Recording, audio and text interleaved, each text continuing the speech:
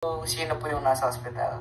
Tita Grace Panaga, hi Baby Dave, Kramin, kamusta ka na anak? Ingat ka palagi, we love you. We love you po, okay lang po kayo po mga tita and tito. Kamusta po kayo? Super ganda ng Christmas ID. Ay, thank you po. Sa lahat po pala na nakapanood ng ating Christmas ID. So yan, bago po tayo pasimula, i-shoutout po ang Tita Virgie Fernandez, Tita Ellen Marquez, Merry Christmas Kuya Dave, we love you, and Tatay Ram. Tita Emeline Makilan, Happy Holidays everyone, especially to you Kuya Dave. Happy Holidays po. Hello po Kuya Dave, Merry Christmas, and to all family Malasay. Merry Christmas po Tito Body or Tito Body Workout. So yan, shoutout po sa early 845 viewers po natin. So ngayon po mga katekramis, kaya bibigyan ko lang po kayo ng konting freebies kung bakit po ako nag-live.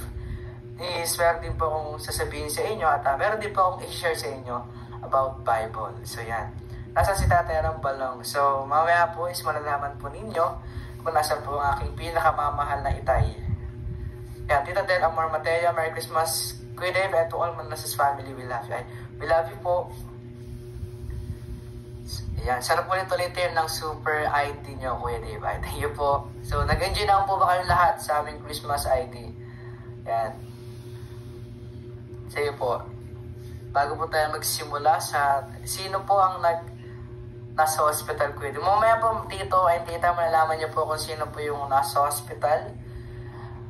Kaya, waiting sa po tayo. And pagka nag 1,000 viewers po tayo, tsaka po tayo magsisimula. Ayan. Kasi meron din po akong share sa inyo is makaunting Bible verse lang naman po. Pero kahit pa paano is mareremind po tayong lahat. So, pero bago po ako mag-share is pwede po bang thumbs up po muna sa ating lahat? Sige po, thumbs up po muna. Kung okay lang po yung aking audio. Okay lang po ba yung aking audio mga tito and tita? Yo, my heart, Tita Patricia Rivas. Yan, thumbs up. Yan. Yo. Josephine Morales, hello po. Tita Makong Balibang, yan. So, okay. Amen. Spiritually sa Bible verse po. So, yan.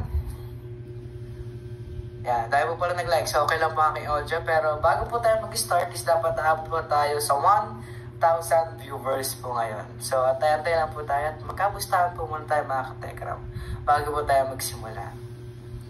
So, yan. Hello po, Tita Jill Cardenas.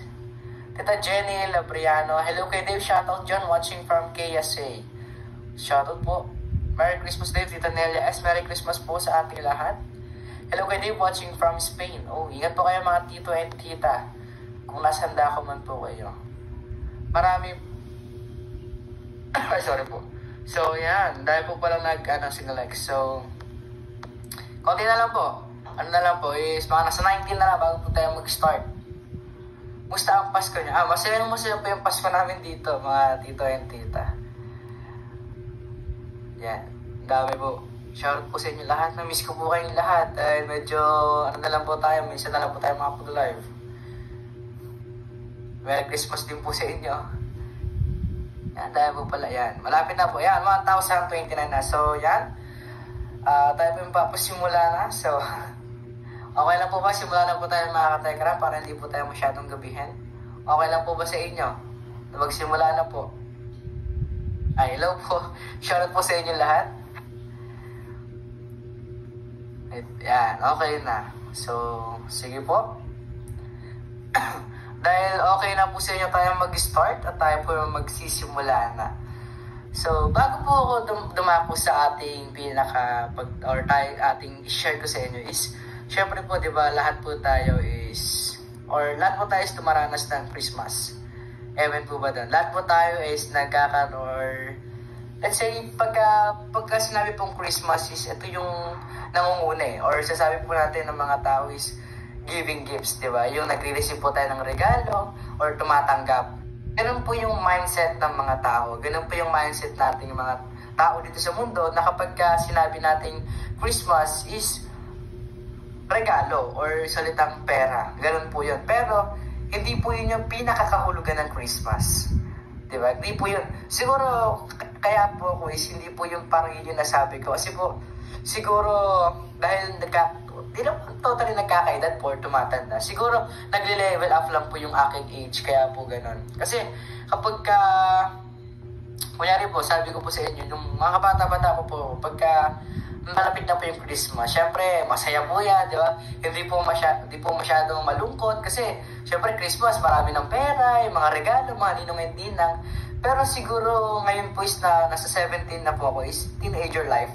Siguro mas masasabi ko po sa inyo is hindi na po katulad dati. Kumbaga, mas nangunguna po sa akin yung presensya po ng ating Panginoon.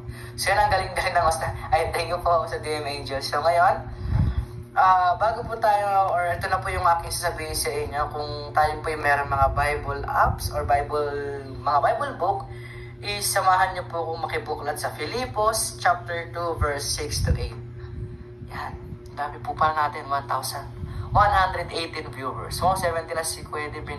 Yes po, 17 na po. So, yan. Yun, nag-heart-heart na sila. Aurea Baltasar, hala, meron ka bang upo, Kuya Dave? Ingatan mo yung kalusugan mo, mahal na mahal ka na. Mahal na mahal ko din po kayo. Thank you po. So, yan. So, akin babasahin na po ang sa Filipos chapter 2, verse 6 to 8. Sabi po dito sa verse 6 is, kahit taglay niya ang kalikasan ng Diyos, hindi niya pinilitang manatiling kapantay ng Diyos. Sa halip, kusa niyang binitawan ang pagiging kapantay ng Diyos at namuhay sa isang alipin. So doon po muna tayo mga katekram. So sabi dito is, yung ating Panginoong Jesucristo or yung si Jesus Christ na nagkatawang tao is, imbis na dahil si Jesus po is nasa pinakamataas kung tatawagin po natin, or ating Diyos, diba sabi nga po pagka nag-pray po tayo, si Jesus Christ yung ating Diyos ng mga Diyos, leader ng mga leader, hari ng mga hari, diba ganun po yan? Okay, ugulat ako, may tao sa likod. Kaya po pala. Susunod daw si tatay, minayos lang. Ayan, nirayos lang po si tatay. So yan, sabi ko po sa inyo is kapag tayo po kasi mga tao, or tayo po mga Kristiyano, tayo po is nagmamakataas. Hindi naman po nawawala yon. Pagka nagmamakataas po tayo, hindi po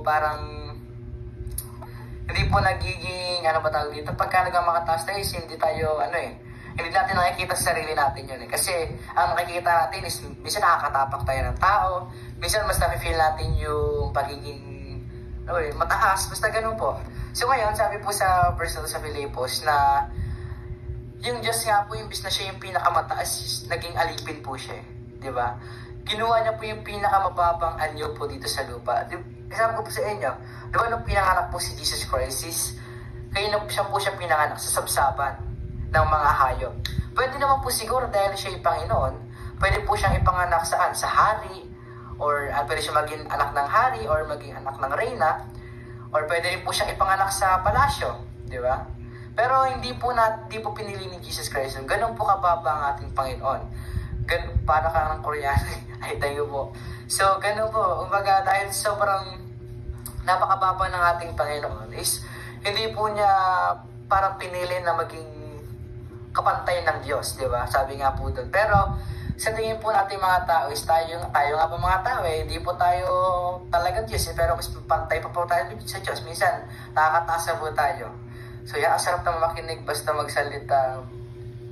Diyos, salamat kay Dave sa pag-share ng dami namin. Ay, welcome po. So, yan. Dahil sabi ko po sa inyo, is ako po 17 years old, is kayo po is makakatanda sa akin. Is meron, or mas malalim pa po kayo sa akin kumpara sa pananampalataya. Pero, siguro, again, hindi naman po sa nilalahat ko. Meron din po mga iba na yung mababaw, di ba? Nagsisimula pa lang. Pero, hindi naman po namin sinasabi o hindi ko po kayo sinasabi na tumigil. Kumaga, ipagpatuloy lang po natin kung ano po yung napagsimula natin. So anyway, kay Tita Eva Abuan, thank you for sending 10 Hong Kong dollars. So yan, patuloy po tayo. Asan po si Kuya Luisito? Ayan po. Hello po.